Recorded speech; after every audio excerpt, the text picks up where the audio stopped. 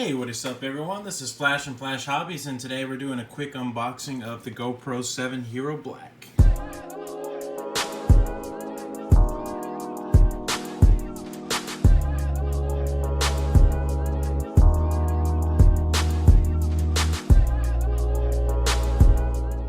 So as you guys have seen, I've been using pretty much my phone for almost all of my videos. I did have a Canon SX710 that unfortunately got ruined with sand, so I can't use that one anymore. So I decided that it was time for a change, and let's see what GoPro has. My main reasoning for getting the Hero 7 is really this is what sold me the most, is the gimbal-like Hypersmooth. Now I do have a gimbal, but it's kind of a pain to use, and I also have to charge the batteries. That's just an extra step in, having, it's already, I film everything by myself, so I take everything out. I'd like to deal with as little gear as possible, and I think that's what this is going to do. This does 4K at 60 frames per second. You can do 1080 up to 240 frames per second, so you're going to get that real nice slow-mo. It's got the hyper smooth stabilization, so you don't need a gimbal. You can also connect it to the app, and it's going to have its own little features with that as well. So I don't remember if it comes with a little glass case like this, but that's pretty nice. But the camera itself looks really great. It's very different from the last model I had, which was the GoPro 4 Black Edition. That one I also broke, but it did last for a long time. The packaging is really nice. You get this from them, and it's basically just a quick setup guide. You get 2 GoPro stickers. That's kind of normal. I still remember that from the 4 that I had. You get an instruction manual and safety about the GoPro, and that's pretty cool actually. You get a couple of sticky mounts. I don't remember getting that before. Maybe it did, I'm not sure, but it comes with 2 sticky mounts there, one curved and then one for a flat surface. You get your charging cable, your GoPro battery, and that's it, and the camera itself. So we're gonna go ahead and just take the camera off of this. Comes off with that. So one thing that I didn't mention that I just saw right now is that this actually uses USB 3.0, and it's a Type-C port, so you're definitely going to get a lot faster file transfers with that, especially if you have like a newer computer that has the M.2 SSDs. That should go really, really fast. So quickly, we'll just go through the startup on this. So you unlock it like this, and the camera just comes out. Next thing we're going to do is we're going to open this. So this is one of the cool things about this, is that it has the removable battery. The other 2 versions do not. It's a static battery that's inside. You're going to put your SD in there and your battery. So we'll just go ahead and put the battery that came with it. Alright, and then after the battery's in, we're going to go ahead and put in an SD card. I have just a little 16 gig laying around. That should be enough for right now. I got a bunch of these cards actually, so we're going to go ahead and turn this on.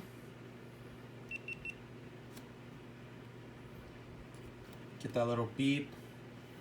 Black 7. I'm going to go ahead and peel off this fake turtle. Oh, it's magic. Alright, so we're going to set it up, and this is touchscreen. So we're going to do English. We're going to check that, and sure, we're going to agree to that. I don't need GPS for the pictures. So I'm going to go ahead and download that GoPro app now. So I am going to download that app, but I am using my phone to record, so I'll be right back.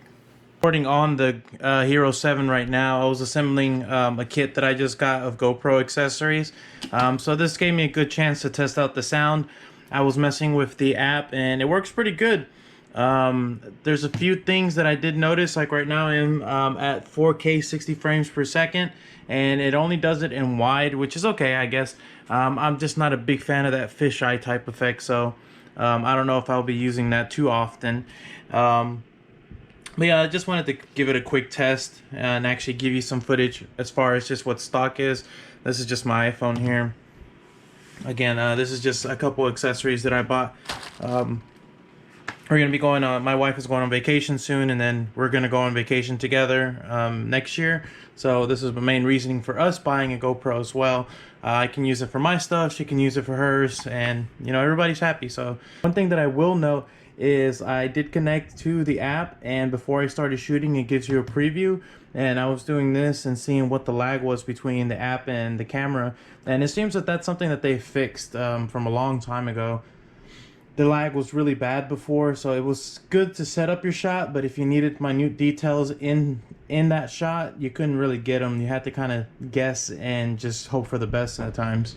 But let's switch on over back to the iPhone.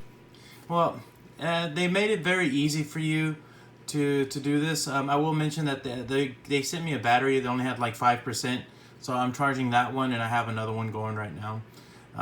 So don't expect the battery to last too long on these. That's why I got a kit off of Amazon where you get 3 batteries for like $30, and it also comes with a charger. Now you have to do is just click on the bottom here. You basically can adjust all your settings on here. So what I'm going to be doing is basically I'm going to be doing this. There's your 1080 at 60, and it tells you if it's hyper smooth stabilization. So we'll go into a higher frame rate. So we're going to go to 120. It tells you it's only a standard stabilization, so you won't get the hyper smooth with that. And I'm pretty sure that the 240 will be the same. Stabilization is not supported, so just keep that in mind as well. So we're going to go back to the 60 frames per second. And also, I'm not a really big fan of wide view. I'm not sure what super view is. Let's see what that is. So it stretches 4:3 contrast into 16:9 shots for great body and gear mounted footage. So that's pretty cool. Then that might be something like it when you're wearing the head strap or something like that. But me personally, I'm a big fan of linear. But let's see how that looks. So that's your linear. Let's go into your wide. And I will say the screen is pretty responsive as well. So as you can see, the wide, you can kind of see right there is that fisheye effect. I'm not a real big fan of that stuff. And then super view, let's see what that looks like. So yeah, actually that's pretty good. So if you're going to be using like a chest mounted strap or a head strap, that's going to give you a pretty nice view. You get the fisheye effect, but it's not that crazy. So that's pretty nice. I've never seen that feature before.